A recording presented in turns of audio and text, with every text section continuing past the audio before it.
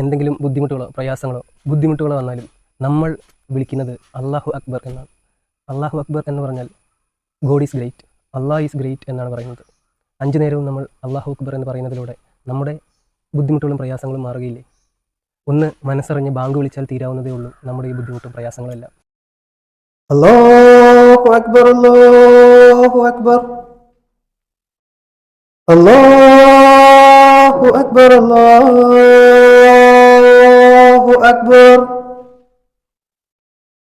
അശ്ഹദു അല്ലാ ഇലാഹ ഇല്ലല്ലാഹ്,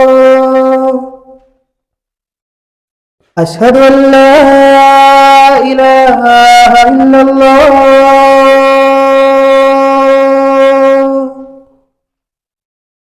അശ്ഹദു അന്ന മുഹമ്മദൻ റസൂലുള്ളാഹ്, അശ്ഹദു അന്ന